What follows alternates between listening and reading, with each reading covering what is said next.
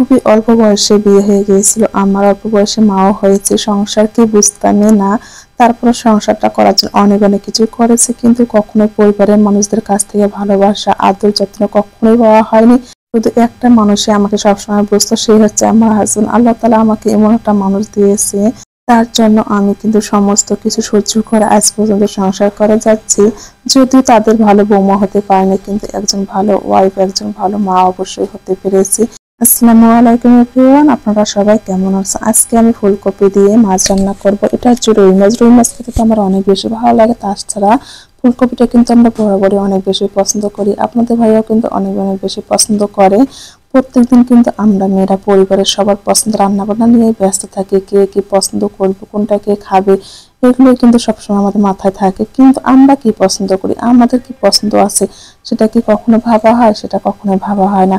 ভাবছি আজকে আমি আমার পছন্দ মতো রান্না করব। ফুলকপি দিয়ে মাছ খেতে না আমি অনেক অনেক বেশি পছন্দ করি। সেই জন্য আজকে কিন্তু আমি রুই মাছ ফ্রিজ থেকে বের করে নিয়েছি। এই তো রুই মাছগুলো একটু লবণ হলুদ দিয়ে সুন্দর করে ফ্রাই প্যানে দিয়ে দিচ্ছি। ওইদিকে ভাজা হচ্ছে, এইদিকে আমি কিন্তু ফুলকপিগুলো কেটে ধুয়ে রেডি করে নিচ্ছি। ফুলকপি দিয়ে মাছ রান্না করলে কিন্তু আমার তার সঙ্গে কোনো কিছুই লাগে না, কারণ এই তরকারিটা আমি অনেক অনেক বেশি পছন্দ করি। এই তো আমার মাছগুলো ফ্রাই করা হয়ে গেছে। আমি এখন এই তেলেই কিন্তু মশলাগুলো সুন্দর করে কষিয়ে নেব। ফুলকপি আর মাছ খেতে তো আমি অনেক অনেক পছন্দ করি। আমার মতো কে কে আছে এরকম ফুলকপি এবং মাছ খেতে পছন্দ করে, অবশ্যই কমেন্টে কিন্তু জানিয়ে দেবেন। এই তো আমি এখন কিছুটা পেঁয়াজ কুচি দিয়ে দিচ্ছি।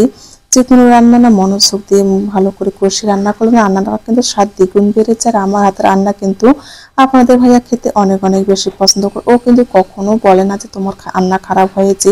যেহেতু এখন রমজান মাস কিন্তু আমরা লবণটা সেভাবে টেস্ট করতে পারি না, কিন্তু তারপর তো আমাদের আন্দাজের উপর রান্না বান্না করতে হয়। আমি কিন্তু মাঝে মাঝে ওকে বলি যে একটু কম বেশি তো হতেই পারে, যে তুমি কি রাগ করেছ, আমি যেহেতু রোজা ছিলাম আমি তো সেভাবে টেস্ট করতে পারিনি। ও কিন্তু কখনো আমাকে কিছু বলে না। ও বলে যে তুমি যাই হোক না কেন, তুমি তো রান্না করেছো রোজা থেকে, এটাই আমাদের জন্য যথেষ্ট। সত্যি কথা বলতে এসব কথা শুনলে না অনেক অনেক ভালো লাগে, আর আরো কাজ করার আগ্রহ বেড়ে যায়। আমি জীবনে অনেক কিছু অনেক সহ্য করেছি, অনেক কিছু হারিয়েছি, অনেক কেঁদেছি, কিন্তু দিন শেষে একটা ছোট্ট একটা ফ্যামিলি পেয়েছি, এতে আমি অনেক অনেক বেশি খুশি। আমার জীবনে যেমন আল্লাহ তাআলা অনেক কিছু দিয়েছে, আবার অনেক কিছু কেড়ে নিয়েছে। অনেকেই বিশ্বাস করে আমি কিন্তু অনেক অনেক বেশি ঠকে গেছি। নিজের আপনজনেরা, নিজের পরিবাররা যখন ঠগিয়ে সর্বশান্ত করে দেয়, তখন আর কিছুই বলার থাকে না। তবু আল্লাহর কাছে আমার একটাই আবদার, আল্লাহ তুমি সবকিছুর বিচার করিও।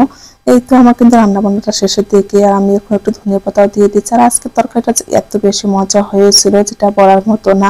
আজকে তো আমি অনেক অনেক বেশি মজা করে সিঁড়ি এবং সন্ধ্যার সময় ফুলকপি মাছ দিয়ে ভাত খেয়েছি। আমি কিন্তু একটু চিকন রান্না করেছি, যেহেতু বলছিলেন মাছ খাবে না, সেজন্য একটু চিকন রান্না করে নিয়েছিলাম। সেটা আপনাদের সঙ্গে শেয়ার করা হয়। সবাই ভালো থাকবেন, আল্লাহ হাফেজ।